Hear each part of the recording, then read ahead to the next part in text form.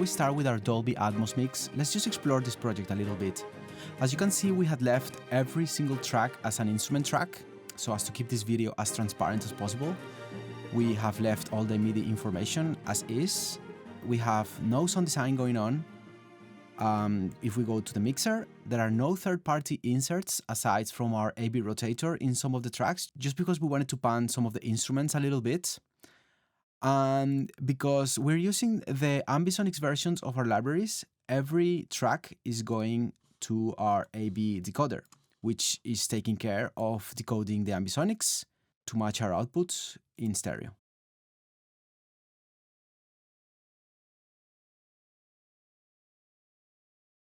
So if we explore one of our tracks, we'll see that Contact's output is 4 channels, but AB decoder is taking care of converting it to stereo.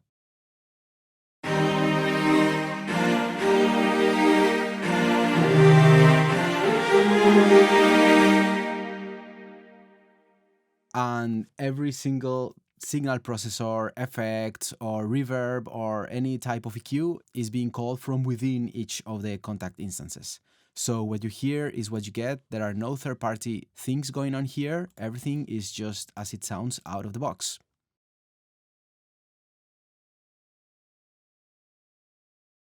Now let's prepare our project for the Atmos transformation. Before proceeding to create our Dolby Atmos, if you are working in a studio with a 7.1.4 speaker array or any other array that is Atmos compatible, you can skip the next step. But if you're working with headphones or using stereo speakers, I strongly suggest you create a new output, which is going to be a third-order ambisonics output. And you're just going to leave it disconnected. You will understand later why. Finally, just for housekeeping, I'm just going to put this channel to the right. And now I'm going to proceed to create my Dolby Atmos mix. All I have to do is click on Project, ADM Authoring for Dolby Atmos. And now I'm going to go to the Setup Assistant. I'm going to make sure that my buffer size is 512 and my project sample rate is 48 kilohertz. These are requisites of Dolby. I'm going to create a main channel. I'm going to add a bed, and I'm going to route everything to this bed. And as soon as I press OK, we're ready. That is it. Our Atmos mix has been automatically created. Now, if I press play, you'll see that although I cannot hear anything, every one of our channels has been automatically converted to 7.1.2, which is our bed configuration. Every single channel has been automatically routed to a bed that has been created here. And a new renderer has been created, which contains our final Atmos mix. Just for housekeeping, I'm just going to put the renderer and the bed to the side. And now you might wonder why you cannot hear anything. Well, that's because the renderer that has been created doesn't go anywhere yet. So if you check on your outputs, you can see that the renderer has been created, but it's not connected. So if you're working in a studio with a 7.1.4 speaker array, all you have to do is route each of the channels to the proper speaker. But if you're working in stereo, you're going to approach it a little bit different. Because you don't have 7.1.4 speakers, you're going to grab your renderer track and you're going to send it to the third-order ambisonics channel you created. And next, you're going to send this third-order ambisonics track to your stereo output.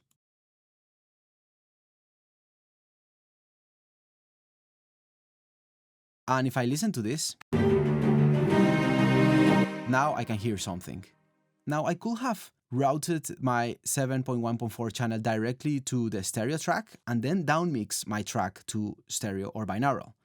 But I decided to use the ambisonics track in between because I want to be able to three-dimensionally move through my mix so that I can check it from every single corner. To do this, all I have to do is open the third-order ambisonics channel and open the panner.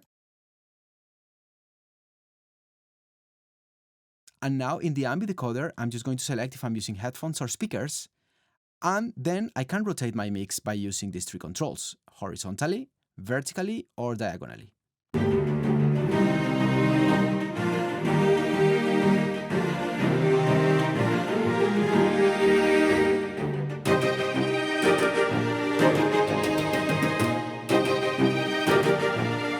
And so like that, I can make sure that my mix is being properly done through every angle, even if I'm using headphones or stereo speakers.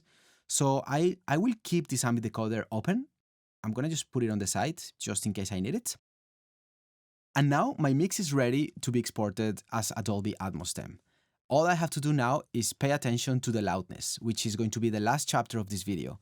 However, if you wanted to play a little bit more with some of the tracks, you wanted to automate them or you wanted to move them through the three-dimensional space, you can keep watching and learn how to create objects.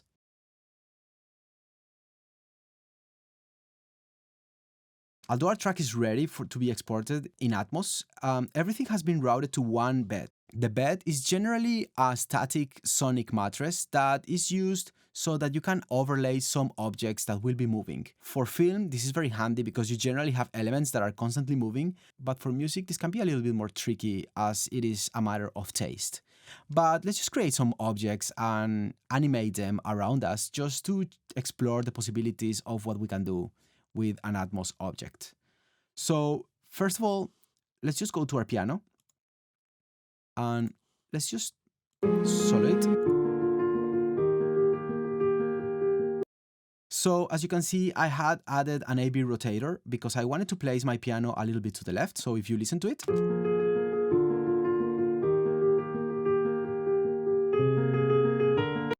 it's a little bit pan to the left. Now, let's say that I want to pan it to the left, but I want to use it as an Atmos object. So let's just get rid of this plugin. And let's create a new group track.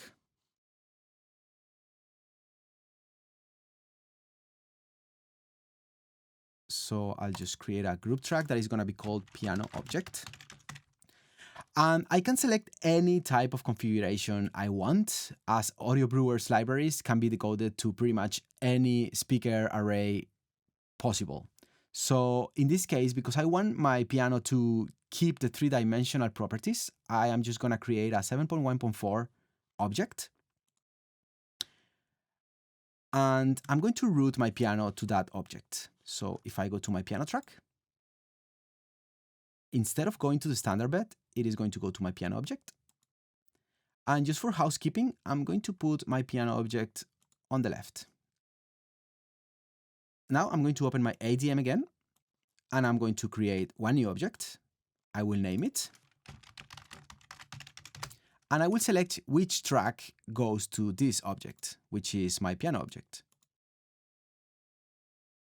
Now, if we check our renderer, you can see that new objects have been used because I have added a 7.1.4 track. Now, the advantage that objects have is that they are automatable and they are movable and they are rotatable, and you can change their size and you can change their width, their height, and everything goes on top of the bed. The bed stays untouched. So as we said in the beginning, I wanted to rotate this object. Because it is a three-dimensional object, I'm going to extend it. And now I am going to pan this object just the way it was panned before. I will rotate it.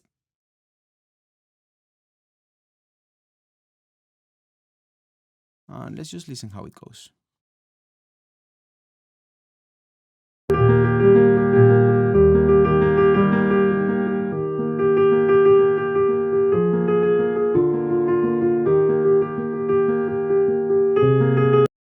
You see, it's pretty cool, eh? I'm just gonna leave it looking to the left the way my original piano was.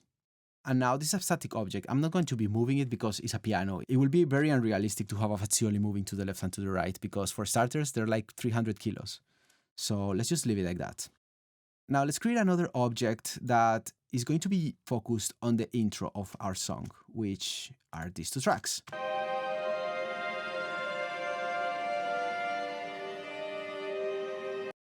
Now let's just say that I want these things to just be moving around me on the top, and then they just come down as they come closer to the piano intro.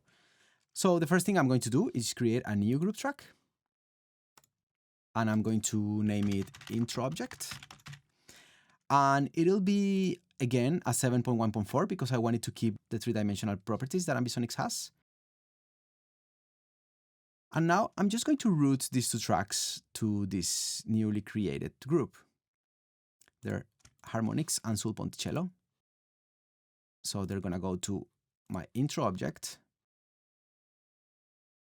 And just for housekeeping, I'm just gonna put this object again to the left. And now I'm gonna go back to my ADM and I'll create yet another object. I'll name it intro object.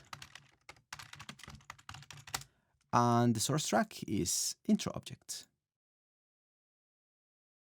Now, if we check on our renderer, it has taken more channels, and you can see that there are more objects in the field.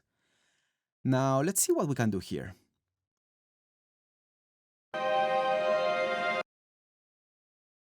So to begin with this, let's see how they will sound if we rotated them. Yeah, okay, we could rotate this, but we could put them a little bit higher so that they sound from the top speakers. And let's make this object smaller, so the sound is a bit more narrow, and it'll be expanding as the intro happens. So let's just go to the very beginning, and I am first going to automate its rotation. So let's see what happens.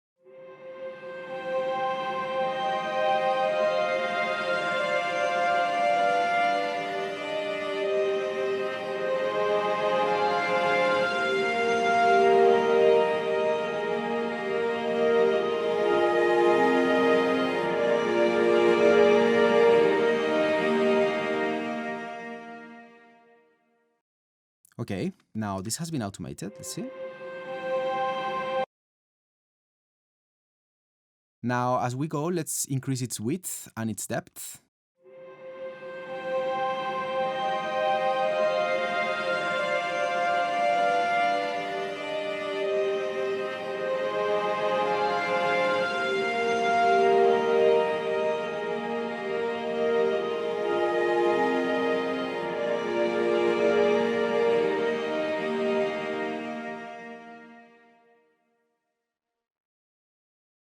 And now let's increase its depth.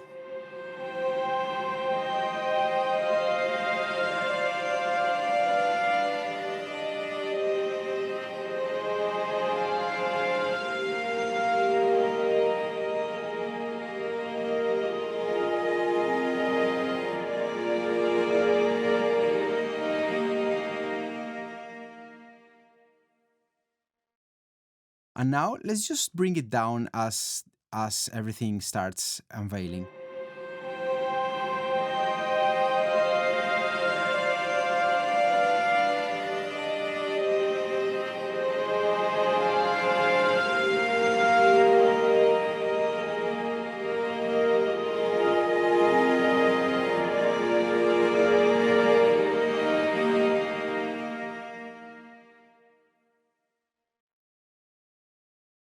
Okay, that sounds pretty cool.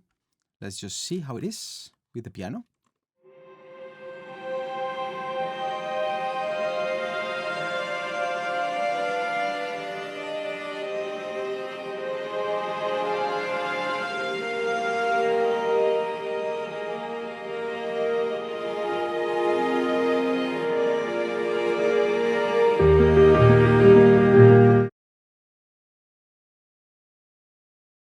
This could be a bit too much, but just for the sake of this mix, let's just leave it the way it is.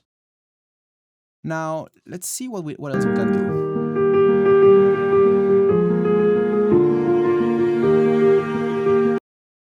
So because this legato is sounding in most of my track, I'm just definitely going to leave that in my main bed. However, when we get to the fast part, maybe we would like to do something with these short attacks.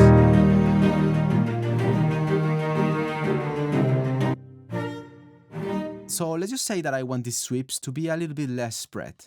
I'm just going to create a new group track for them. But this time I want to create a stereo group track just to show you the versatility that our libraries have. So I will call this sweeps object. And now I'm going to put this to the left, and I'm going to send the sweeps to this output.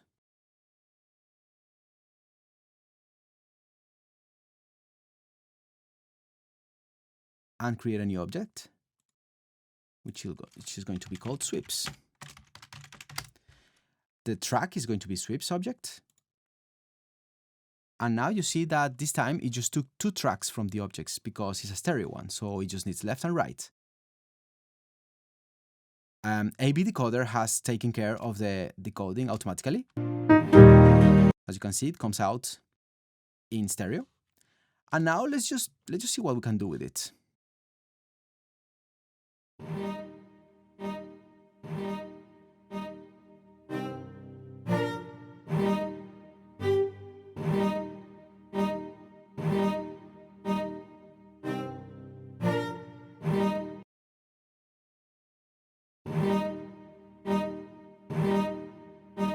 So yeah, we could leave it like this so that it's a little bit more in the middle.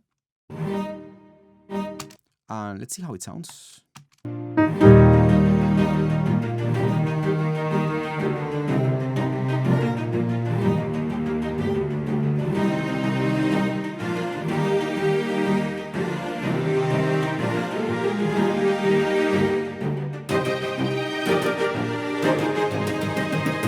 Okay. Now I have another idea. Let me see.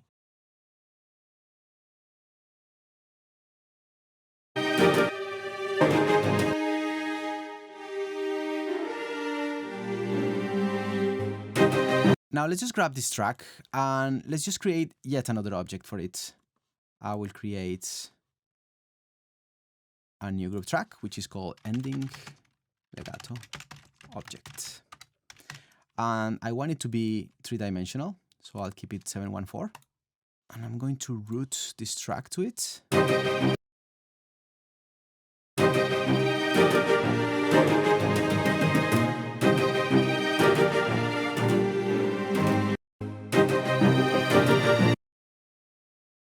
And I'm going to go to the ADM and create a new object for it.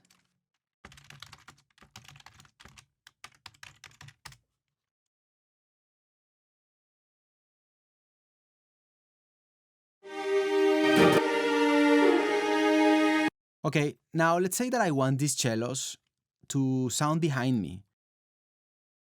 So I'm just going to rotate this object so that it sounds 180 degrees inverted.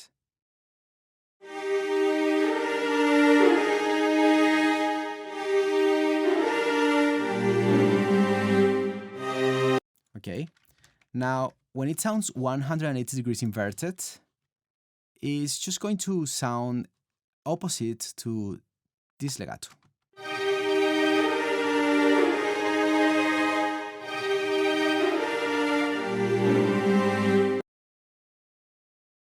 So yeah, I just want that. But now that I think of it, I could have done this as a bed because I'm not going to be moving it. But anyway, let's just leave it as an object.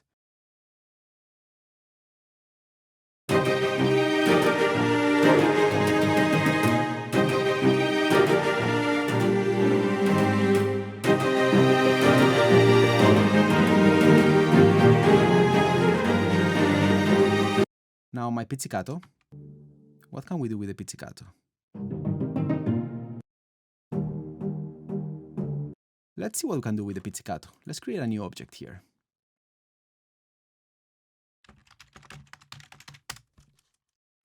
And send our pizzicato to it.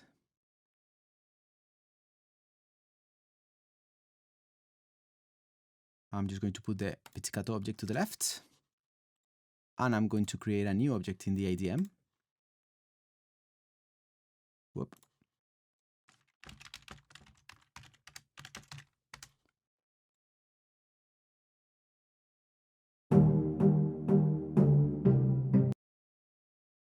Okay, now let's see. Maybe we could decrease its depth and its width.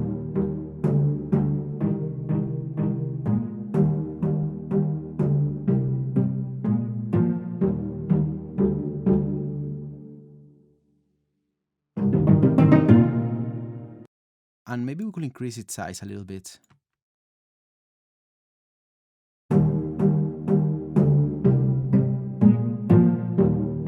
And maybe its height, we could decrease it so that it's a little bit more localized.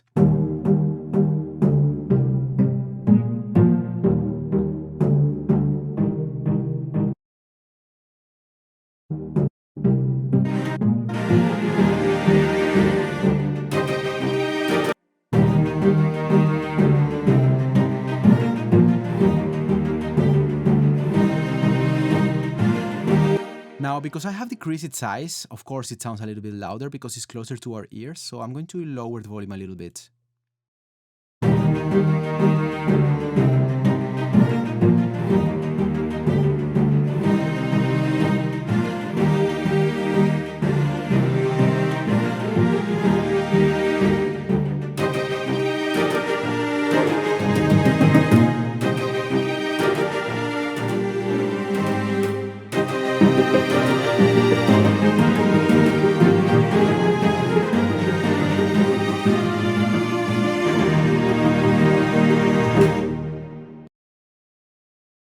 Now, remember how we mentioned about the ambisonics, the panner?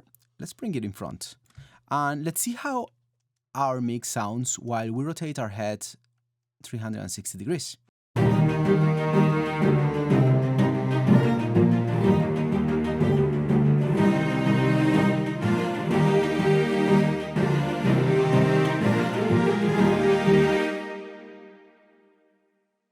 Now let's see what we could do with some of our marcatos. Let's just, for example, play with the spiccato here, with the saltando and the marcato.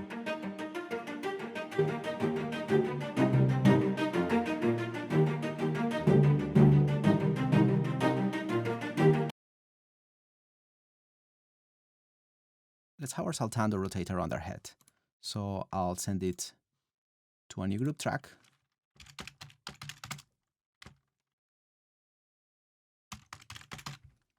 I'll leave it three-dimensional.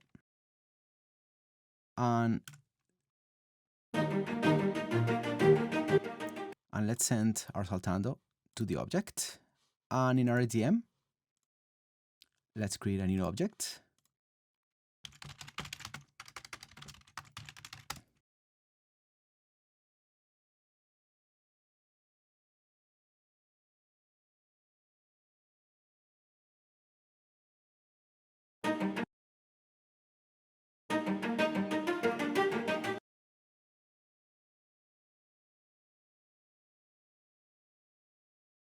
Let's have the saltando sound louder in our back.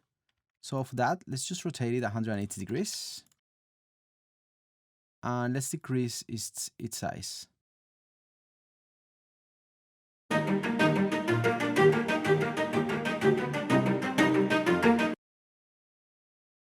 let's just push it to the back.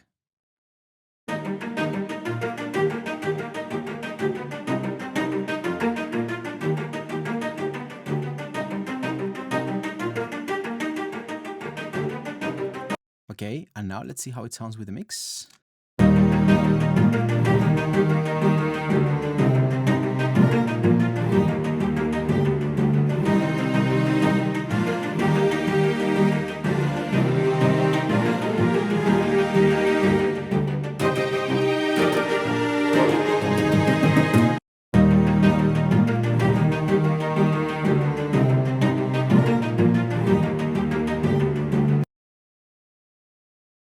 Now that sounds pretty cool because now, since it's pushed to the back, it really behaves directionally depending on how you rotate your head.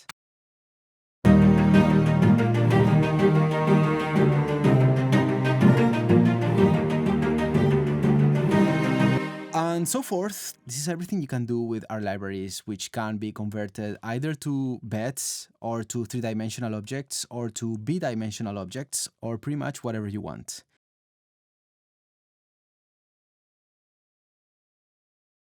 So now that we're ready to export our mix, all we have to do is pay attention to its loudness. Now, for Dolby Atmos, there is no longer a loudness wars where every single song has to reach 0 decibels constantly so that it sounds as loud as the other ones. Instead, there is a target loudness that we have to comply with so that it can be accepted by the platform we're delivering. And this is an integrated loudness of -18. Now, for seeing how loud our song is, let's just listen to the whole thing from the beginning to the end with our renderer open. So our integrated loudness is of -11.5, which means it's way too loud. We have to lower the loudness of our song. To do it, we can just simply add a compressor, a limiter, or be a little bit more classical and simply lower the volume of our faders, which is what I'm going to do because this is a strings library and I really don't want to mess with its dynamic range. Just gonna lower it for -6.5.